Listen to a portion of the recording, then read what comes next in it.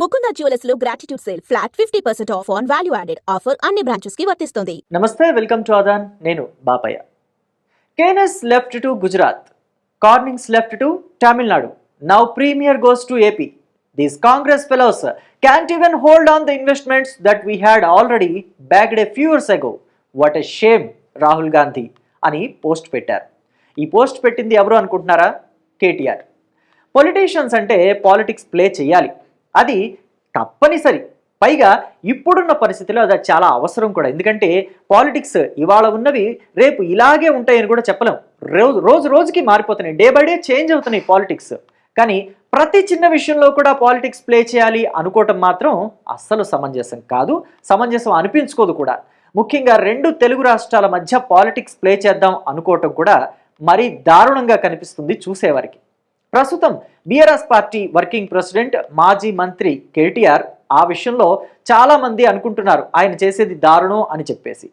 BRS party అధికారంలో ఉన్నంత వరకు గుర్తురాని ఆంధ్ర తెలంగాణ వాదన అధికారం కోల్పోయాక మాత్రమే ఎందుకు గుర్తొస్తోంది అని చాలా మంది చర్చించుకుంటున్నారు. పోనీ నీటి విషయంలోనో, నిధుల విషయంలోనో, నియామకాల విషయంలోనో కేటీఆర్ అలా అన్నారులే అనుకుంటే ఏమోలే అనుకోవచ్చు. కానీ పెట్టుబడుల విషయంలో కూడా వ్యత్యాసం చూపించడం, ఆంధ్ర తెలంగాణ అంటూ వేరు చేసి మాట్లాడడం మాత్రం చాలా చాలా దారుణమైన విషయం అంటున్నారు అనేక మంది అనలిస్టులు కూడా. ఇక చూసుకుంటే అసలు ఇంతకీ ఏం జరిగింది అని అంటే గనక, ప్రీమియర్ ఎనర్జీస్ అనే కంపెనీ మొదట తెలంగాణలో పరిశ్రమను స్థాపించాలని భావించింది. కానీ 1700 కోట్ల రూపాయలు పెట్టుబడులు పెట్టేందుకు కూడా ఒప్పందం కుదుర్చుకుంది. తీరా చూస్తే సడన్ గా ఆ కంపెనీ ఆంధ్రాకి షిఫ్ట్ అయిపోవాలి అని డెసిషన్ తీసుకుంది. దీని మీద కేటీఆర్ తీవ్రంగా స్పందించారు. ఆయన ట్విట్టర్లో ఏమన్నారో యాజ్ ఇట్ ఈస్గా మీకు ఆల్రెడీ చదివి వినిపించాను కదా, మీకు గుర్తుండే ఉంటుంది. సో అది విషయం. కేనస్ గుజరాత్ వెళ్ళిపోయింది, కార్నింగ్స్ తమిళనాడు వెళ్ళిపోయింది. అంటే ఒక ఆలోచన చేయాల్సిన విషయమే అనుకుందాం. ఎందుకంటే గుజరాత్, తమిళనాడు రాష్ట్రాలు మన స్టేట్స్ కాదు కాబట్టి పోనీలే అనుకోవచ్చు. కానీ ఆలోచన చేయాలి ఎందుకు వెళ్ళిపోయాయా అని చెప్పేసి. కానీ ఆంధ్రప్రదేశ్ మన తెలుగు రాష్ట్రమే కదా, మన పక్క రాష్ట్రమే, మనతో విడిపోయిన రాష్ట్రమే. ప్రీమియర్ ఎనర్జీస్ ఏపీకి వెళితే ఏంటి, ఉంటే ఏంటి, అందులో అంత తప్పేముంది? తెలంగాణలో ఉన్నా ఒకటే, ఏపీకి వెళ్ళినా ఒకటే.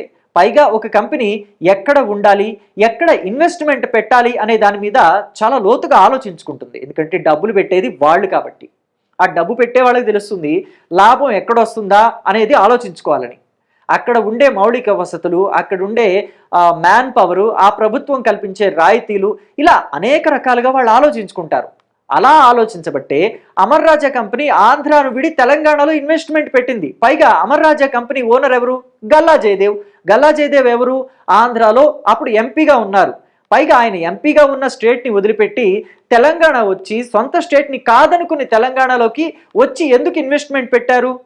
ఆ గవర్నమెంట్ ఇచ్చే రాయితీలు కావచ్చు, లేదా అక్కడ ఉండే మౌలిక వసతులు కావచ్చు, లేదా వారికి ఇక్కడికి వస్తే ఎక్కువ మంది మ్యాన్ పవర్ దొరుకుతారు, పైగా మనకి ఉత్పత్తికి ఇబ్బంది లేకుండా ఉంటుందని భావించుండొచ్చు.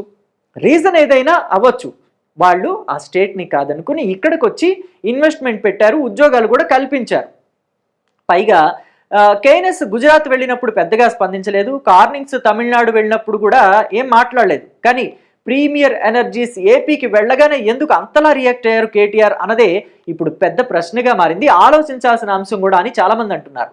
కేవలం స్థానికతను చూపించి తెలంగాణ ప్రజలను రెచ్చగొట్టి ఓట్లు దండుకోవాలనే ఉపాయమా అని కూడా ప్రశ్నలు ఉత్పన్నమవుతున్నాయి చాలామంది మధ్యలో నుంచి. ఎందుకంటే రాబోయే స్థానిక సంస్థల ఎన్నికలు ఉన్నాయి కాబట్టి తెలంగాణలో మన ఆధిపత్యాన్ని చూపించుకోవడానికి ఇది చక్కని అవకాశం అని కూడా అనుకుని ఉండొచ్చు కేటీఆర్. సో అందుకనే ఆయన ఇప్పుడు ఈ తెలంగాణ వాదాన్ని మరోసారి సెంటిమెంట్ని రగిల్చి రెచ్చగొట్టి జనాన్ని ఇటువైపు తిప్పుకోవాలి, బీఆర్ఎస్ వైపు తిప్పుకోవాలి, కాంగ్రెస్ వైపు నుంచి కాకుండా అని చెప్పేసే ఈ పాయింట్ని రైజ్ చేశారు అని చాలామందికి అనిపిస్తుందిట. అయినా సెంటిమెంట్ అస్త్రాన్ని ఇంకా ఎన్నాళ్ళు ప్రయోగిస్తారని కూడా అంటున్నారు. మీరు అధికారంలో ఉన్నప్పుడే కదా మీ తండ్రి కేసీఆర్ ఆంధ్ర వాళ్ళ కాళ్ళలో ముళ్ళు దిగితే నా పంటితో తీస్తానన్నారు. ఆ విషయం జ్ఞాపకం లేదా కేటీఆర్ గారికి? మరి ఇప్పుడు ప్రీమియర్ ఎనర్జీస్ ఎక్కడుంటే ఏంటి ఇబ్బంది? తెలంగాణలో ఉన్న ప్రాబ్లం ఏం ఉండకూడదు, మీకు ఆంధ్రాలో ఉన్న ప్రాబ్లం ఏం ఉండకూడదు. ఎందుకంటే ఆంధ్ర ప్రజలైనా తెలంగాణ ప్రజలైనా తెలుగువారే కాబట్టి. మొన్నటి వరకు ఒకే స్టేట్లా ఉంది, ఇప్పుడు 2 స్టేట్స్గా విడిపోయింది ఆంధ్ర, తెలంగాణ, ఆంధ్ర. కానీ అన్నదమ్ములే కదా. అక్కడ వారికి ఇక్కడ వారికి బంధుత్వాలు లేవా?